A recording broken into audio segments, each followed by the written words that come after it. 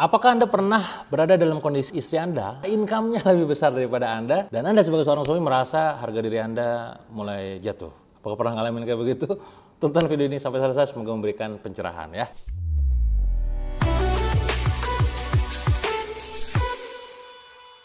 Jadi saya banyak banget membina pasukan penjualan kawan-kawan, dan menariknya adalah pasukan penjualan yang saya bina rata-rata adalah emak-emak ataupun ibu rumah tangga dan juga wanita pastinya ya. Nah masalahnya adalah ketika mereka sudah mulai jago jualan, yang awalnya mereka cuma jualan ratusan pieces produk doang, tiba-tiba dia mendapatkan omset ratusan juta, yang itu artinya apa? Profit ataupun income buat si emak-emaknya itu mencapai di angka puluhan juta, mulai tuh kondisi suaminya ternyata tersisihkan. Kenapa? Karena income dari si emak-emak itu gitu ya, sebagai seorang istri lebih gede dibandingkan income suaminya. Nah menariknya lagi adalah ternyata berdasarkan data BPS 2023, jumlah perempuan yang menjadi tulang punggung keluarga itu meningkat 19% dalam 5 tahun terakhir. Nah ini dalam kondisi macam-macam. Ada yang kondisi kayak tadi dia pasangan suami istri tapi ya si istrinya lebih dominan, penghasilannya lebih banyak daripada suaminya gitu ya. Lalu dalam kondisi si suami istri ini pisah dan si istri ini menjadi tulang punggung ya, nggak cuma sekedar tulang rusuk, tulang punggung gitu ya, untuk keluarganya, untuk membiayai anaknya dan juga mungkin keluarga besarnya. Ini menjadi sebuah perhatian penting harus kita garis bawahi. Banyak juga suami, terutama bagi Anda yang sekarang kondisinya hubungan suami istri nih, yang ngerasa rendah diri saat penghasilan istri itu lebih besar. Dampaknya adalah konflik rumah tangga terjadi. Anda sering berantem ya. Si suami itu kehilangan peran di kehidupannya, ngerasa diri tidak berguna, ngerasa diri tidak penting gitu ya. Dan si istri jadi ngerasa lebih dominan. Ini yang jadi bahaya. Apa yang terjadi kalau udah ngerasa dominan, dia nyuruh-nyuruh suami, tolong dong ambilin itu, bikinin ini dong, oh kamu inget ente ini istri gitu kan. Ini yang terjadi di kehidupan nyata. Nah maka untuk menjelaskan konsep itu, mari kita harus pahami tentang konsep yang namanya nafkah gitu ya. Kenapa ini penting? Karena banyak banget sekali lagi curhatan para emak-emak gitu ya, yang suaminya merasa rendah diri atau tadi curhatan dari suaminya.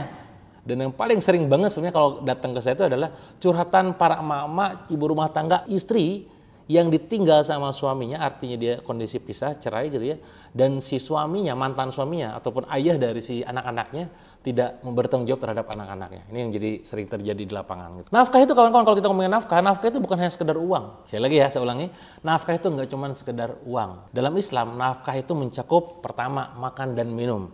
Kalau Anda tidak percaya, silakan Anda buka surat Al-Baqarah 233. Di situ sangat jelas tercantum tentang bagaimana ngasih nafkah itu ya tadi makan minum. Kepastian, kejelasan tentang makan minumnya kita. Gak cuma sekedar makan dan minum, juga tempat tinggal dalam surat At-Tolaq ayat 6. Tapi konsepnya di sini tidak harus memiliki.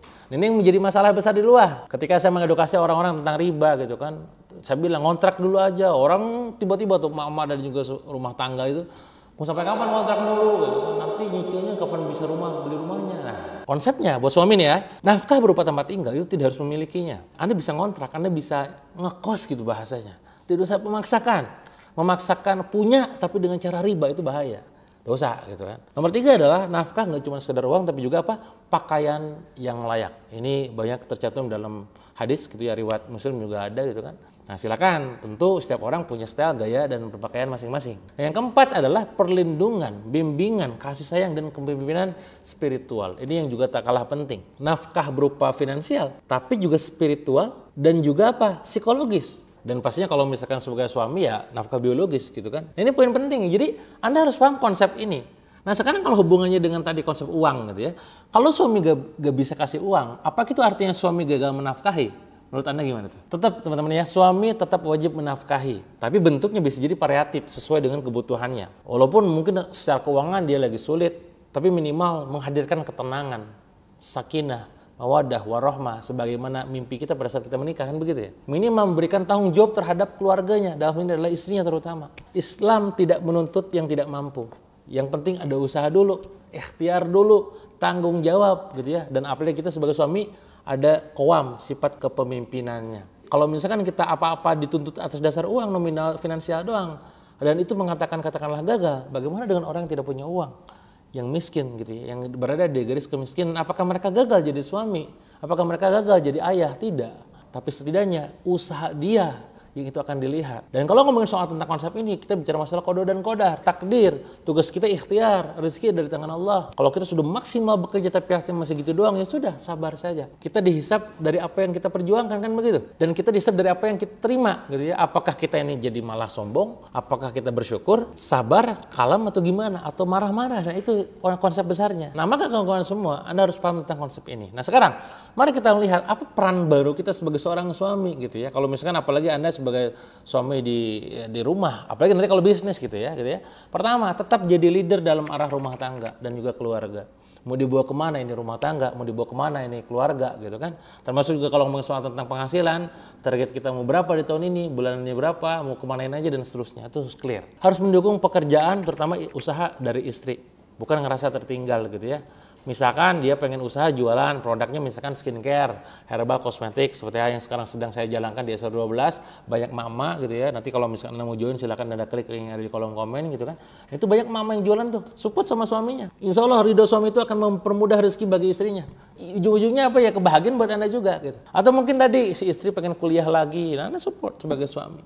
Nah, itu bukti bahwa peran Anda sebagai suami menjadi sebuah peran penting gitu. Apalagi ngelola keuangan secara baik. Ya, kelola keuangan keluarga secara bijak. Sejatinya sebenarnya kalau ngomongin soal konsep Islam gitu ya, si istri itu, ini pasti banyak yang setuju nih ya, si istri itu tidak harus tahu penghasilan suami. Ya, itu kalau konsep yang benar ya, walaupun kadang beberapa di antara kita seringkali membuka kan, penghasilanku bulan ini 10 juta mi gitu kan, doain ya bulan depan bisa naik gitu ya. Tapi kalau ngomongin sedar harusnya nih, sebenarnya nggak harus tahu gitu. Tapi konsepnya apa? Anda harus ngelolanya ini yang sebenar, jangan sampai Anda nanti zolim. Ya Anda gak ngasih nafkah buat istri, gak ngasih nafkah buat anak, gak ngasih bantuan ataupun kehidupan buat juga orang tua dan juga keluarga besar misalnya. Ini poin besarnya. Apalagi Anda harus aktif juga berperan dalam domestiknya, dalam arti support system di keluarganya. Nah, karena tahu lah, kalau Anda suami, saya tahu Anda capek, saya tahu Anda lelah, tapi tadi ngurus anak juga capek gitu ya. Ya pada saat di rumah ya Anda jangan cuma sekedar marah-marah doang gitu, tapi juga membantu urusan anak, membantu urusan domestik dari istri Anda gitu kan, itu diberesin lah, dibantuin gitu ya. Cucian banyak, bantu cuciin gitu ya. Piring numpuk gitu ya, bantu beresin gitu kan. Nah gitu-gitulah ya, hal sederhana tapi ngena. Ingat ya, konsep sederhana yang ngena. Apa tips tambahannya dari saya buat kita semua? Itu juga menjadi tips buat saya pribadi gitu kan. Pertama buat para suami dulu nih ya. Jangan ukur harga diri dari uang. Jangan Anda merendahkan diri Anda sendiri hanya gara-gara gak punya uang gitu. Uang banyak itu bukan jaminan bahagia kok. Banyak orang di luar sana yang uangnya banyak gak bahagia. Walaupun tadi gak punya uang juga bukan berarti jaminan gak bahagia. Ya kadang juga puyeng juga gitu. Nah itu silakan, konsepnya adalah jangan ukur harga diri Anda dari uang. Apalagi fokus kontribusi apa yang Anda berikan. Jadi waktu, tenaga, bimbingan, mentoring, pengambilan keputusan, tanggung jawab dan lain-lain. Apalagi bangun skill baru tiap bulannya.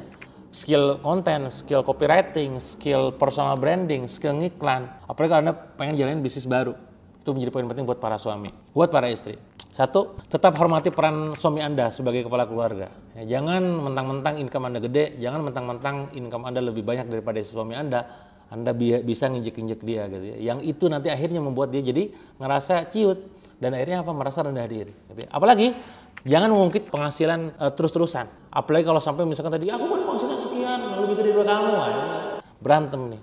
Udahlah, penghasilan dapat sudah syukuri. Jangan dibahas-bahas lagi gitu ya. Syukuri saja, alokasikan kemana pengeluarannya, selesai gitu ya. Nextnya supaya lebih baik seperti apa. Dan ketika ada putusan besar, libatkan suami. Jangan Anda mentang-mentang income Anda udah banyak, udah hajar sana sini. Tanya, Abi, menurut Abi gimana gitu kan. Menurut Ayah gimana? Tanya. Kadang suami ini butuh diakui dengan cara bertanya. Masukannya apa? Walaupun kita punya peran sendiri ataupun punya pendapat sendiri.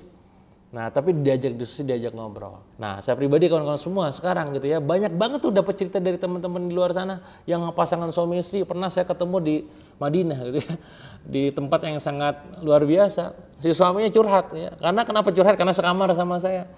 Iya nih Kang, aku tuh istri tuh penghasilan lebih gede daripada aku. Kenapa makanya aku tuh gengsi sekarang jalan bisnis ini gitu ya. Jadi gara-gara suami istrinya lebih gede penghasilannya daripada dia, si suaminya gengsi untuk jualan juga gitu. Nah ini kan berarti ada dua respon nih. Si suaminya mungkin ngerasa ciut, atau tadi si istrinya terlalu dominan. Nah makanya yang buat istri tadi tuh dengerin. Yang buat suami juga dengerin tuh. Semoga dengan begitu akhirnya Anda bisa lebih romantis lagi, lebih harmonis lagi, dan lebih fantastis lagi penghasilannya ya. Nah saya pribadi hari ini banyak membina pasukan penjual yang sifatnya itu rumah tangga ya. Emak-emak dan juga ibu rumah tangga. Kalau Anda pengen mendapatkan suntikan inspirasi dan juga tips-tips praktis jualan bisnis gitu ya, agar laris lagi, agar nafkah Anda lebih banyak nantinya, agar income Anda lebih banyak, silakan Anda join dalam program Mitra SR12 yang saya sudah cantumkan di pin komen ataupun di deskripsi ya. Insya Allah ketemu di grup khusus dan juga mentoring session setiap bulannya di Zoom. Itu aja mungkin teman-teman untuk video kali ini. Kalau Anda mau ditanyakan, silakan tanyakan aja di kolom komen, nanti saya buatkan video khusus untuk spesial buat Anda ya. Sampai jumpa di video berikutnya.